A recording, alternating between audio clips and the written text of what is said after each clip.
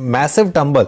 हजदा हम बात कर रहे थे कि 230 फैक्टर की ये 3 PM पे एकदम से निफ्टी, ये एक प्रोग्राम ट्रेड के तहत 100 पॉइंट निफ्टी गिरा और बैंक निफ्टी एकदम से 350 पॉइंट। और वो जो जोन की हम बात कर रहे थे एग्जैक्ट उस जोन में अब आ गया बैंक निफ्टी 42,900 के आसपास। अब देखना कि यहां पर वो बाइंग आ रही है कि नहीं आ रही है, लेकिन एकदम से मार्केट में जबरदस्त मूव। और एक बार जरा स्टॉक्स लेकर आइए, एक एक करके लेकर आते हैं। एसबीआई लेकर आइए सबसे पहले। एसबीआई में एकदम से एक झटका। इन्फोसिस और टीसीएस दोनों के दोनों आईटी स्टॉक्स में एकदम से आपने देखा डेज लो की तरफ मूव करते हुए। MNM, Larsen and Toubro, Hindustan Unilever, ये सारे के सारे स्टॉक्स हैं जहां एकदम से पता नहीं क्या हुआ। ये एकदम से मुझे लग रहा है कि एक एल्गो रन हुआ है। ये इस तरीके के जब मूव आते हैं कि तब आते हैं जब कोई एल्गो रन होता है। और किसी ने ये ईयर एंड का एल्गो रन किया है, लास्ट डे है, किसी ने बोला है कि चलिए अब पैसा बन गया इस मार्केट में, पैसा बुक किया जाए और घर जाया जाए। ये कैश मार्केट सेलिंग है। ये इस तरीके का मूव एफ&ओ के प्रेशर से नहीं आ सकता। इस तरीके का मूव आता है जब बास्केट सेलिंग होती है और ये नॉर्मली अरेस्ट भी बहुत जल्दी हो जाती है। तो वो जो बैंक निफ्टी स्पेशली अब उस जोन में आया है तो अरेस्ट हो जाएगी तो इंटरेस्टिंग है, वरना काफी इंटरेस्टिंग एकदम से। मतलब बात करते करते निफ्टी में पैर के नीचे से कारपेट खींच लिया ना, वैसी स्थिति थी। निफ्टी मतलब 20 पॉइंट ऊपर चल रहा था, एकदम से देखा कि 100 पॉइंट नीचे और बैंक निफ्टी एकदम से 300 पॉइंट नीचे।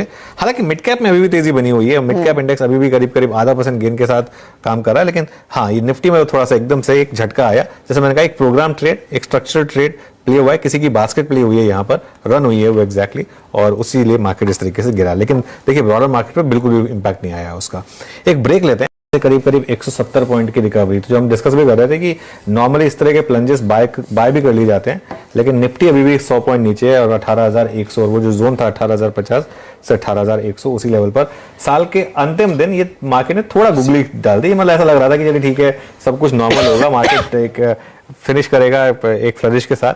वो नहीं हुआ, लेकिन फिर भी ठीक है। चलिए 18,000 के तो ऊपर बंद हो रहे हैं हम एक तरीके से। तेजी या मंदी, फायरवर्क्स तो दिखे हैं स्क्रीन में, है ना, जो होता भी है। अच्छा, इस बीच फायरवर्क्स तो इस पूरे साल रहे खिलाड़ी नंबर 1 में, क्योंकि कई सारे जानता कि ये बस क्लोजिंग की तरफ हम बढ़ते हुए, और since it's I think first day of the series as well, ये सीरीज का पहला दिन भी है। एक बार जरा प्राइस परफॉर्मेंस को देखते हैं सेक्टरल आधार पे। देखिए निफ्टी ने तो डेफिनेटली रहा, देखिए थोड़ा सा आज बैकफुट पे आया। कल का वो सारा का सारा वो जो एक्सपायरी का इंपैक्ट था, वो प्रीमियम जो कि हमने 1 घंटे में हासिल किया था, वो सरेंडर कर दिया। Both industries, I mean both 18,100 पे निफ्टी आ गया। निफ्टी बैंक अगर आप देखें आपका करीब करीब 42,900 पे आ गया। लेकिन अगर आप ओआई एडिशंस को देखें on this very first of series, आज सबसे स्ट्रॉन्ग लॉन्ग ओआई अगर कहीं बिल्डअप हुआ है तो वो है बैंक्स, एनबीएफसीज। बैंक्स में 4% का ओआई बिल्डअप। इसमें डॉक्टर साहब एक एक करके लिखाइएगा। Canara Bank top OI gainer, 6% का बिल्डअप। शानदार। क्या टंबल, मैसिव टंबल। हजदा हम बात कर रहे थे कि 230 फैक्टर की ये 3 PM पे एकदम से निफ्टी, ये एक प्रोग्राम ट्रेड के तहत 100 पॉइंट निफ्टी गिरा और बैंक निफ्टी एकदम से 350 पॉइंट।